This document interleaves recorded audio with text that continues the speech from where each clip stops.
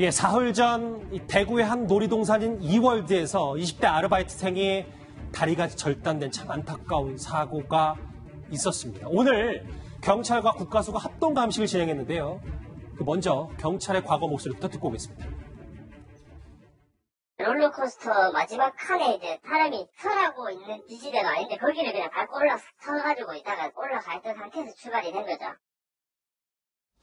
참 자세한 얘기를 들어가기 앞서 이 피해를 당한 학생의 마음을 저희가 어떻게 얼마나 헤아릴 수 있겠습니까? 그런데 지금 접합수술 실패했고 의족재활을 해야 된다고 하더라고요. 네, 접합수술을 하려고 했는데 좀 오염이 많이 됐습니다. 그리고 골절 때문에 오히려 접합했을 때 더 큰 장애가 생길 수 있어서 의족 같은 보조장치를 또 그리고 재활치료를 하는데 심리치료 좀 중요합니다. 그런 상황이기 때문에 일단은 접합보다는 보조장치 어떤 조치로 지금 결론을 내린 상황입니다. 자, 이 놀이동산에서 도대체 무슨 일이 있었는지 지금부터 좀 하나하나는 짚어봐야 될 것 같은데 모르시는 분들을 위해서. 김태현 변호사님. 네. 그런데 롤러코스터 출발까지 이 아르바이트생이 함께 한 거예요.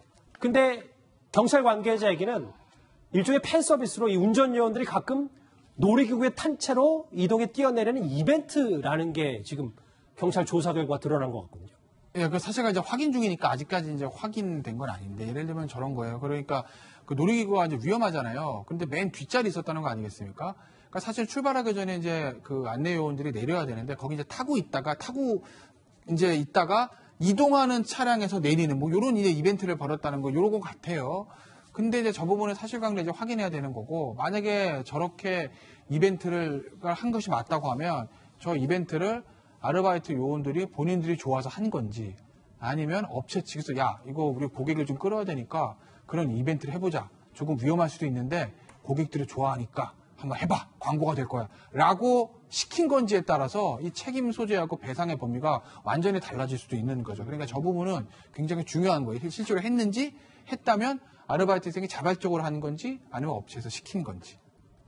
이 관련해서 20대 아르바이트생들 뭐 지금 20대 말고도 꾸준히 아르바이트를 하고 있으면서 생계를 유지하고 있는 분들에게 이게 정말 중요한 문제고 이 사건에 대해서 당연히 그래서 관심이 많거든요. 박준 변호사님.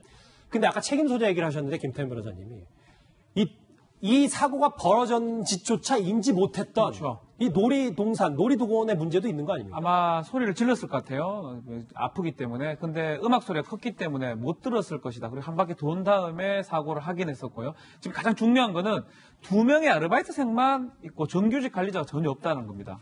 이것도 문제가 될 거고 CCTV가 지금 없기 때문에 이 사고의 어떤 과정이라든지 그것도 나중에 좀 들어봐야 알 수 있는 그런 상황이고 여러 가지 안전에 대해서 상당한 문제점이 있는 상황에서 놀이기구를 계속 운행했던 것으로 지금 보입니다.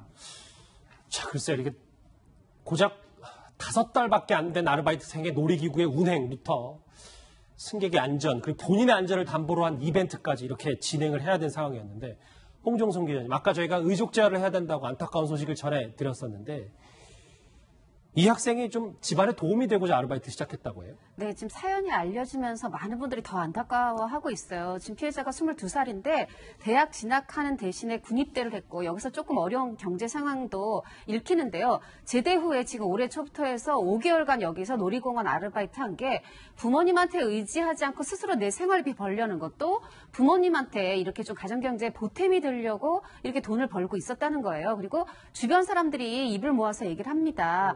그 청소년 시절부터 성격도 엄마네 것도 굉장히 착했다. 이런 얘기가 들려오면서 더 많은 누리꾼들이 마음 아파하고 있습니다. 자, 놀이공원 이월드 사고는 예견된 인재였습니다. 들으신 것처럼요. 하지만 이월드 측은 안전교육을 꼬박꼬박 해왔다고 주장합니다. 들어보시죠. 아침에 한 번 하고요. 오후에 한 번 하고 2가지 합니다. 원래는 못 올라갑니다. 일단 오늘 국가수와 경찰의 합동 감식이 있었으니까요. 이 책임 소재 좀 분명히 제대로 밝혔으면 좋겠다는 생각 해봅니다. 다음 주제 넘어가기 전에 오늘의 시시한 검색 한번 짚고 넘어가도록 하겠습니다. 아까 홍준수 기자님이 얘기했던 그 안재현 구혜선 씨의 소속사 대표 이름이 이렇게 계속해서 오늘 오르내리고 있습니다. 김태현 변호사님 말처럼 조국 후보자의 딸도 계속해서 상위권이에요. 지금 방금 전해드렸던 이월드. SES의 전 멤버 연기자 유진 씨가 둘째 아이를 SNS에 공개했는데 이게 참 큰 화제가 되더라고요.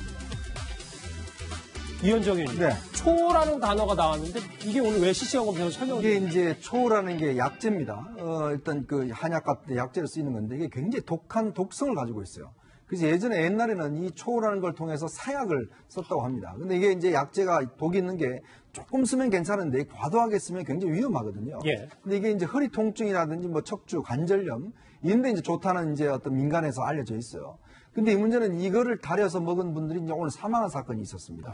그러다 보니까 이게 사실은 굉장히 독성이 강하고 사실 한의사가 이걸 좀 처방을 해줘야 되는데 문제는 그냥 민간요법으로 달여 먹으면 좋다들 하니까 이걸 과도하게 많이 이제 달여 먹은 거죠. 그러다 보니까 결국 이것 때문에 지금 사망사고가 잇따르고 있으니까 이 초 절대로 그냥 달아 드시면 안 된다는 거 명심하셔야 될 것 같습니다. 자막처럼 뭐 지난달에도 70대 한 분이 사망했고 이번에 오늘 또 80대까지 숨졌다는 보도가 왔는데 이 초 여러분 정말 유념하셨으면 좋겠습니다.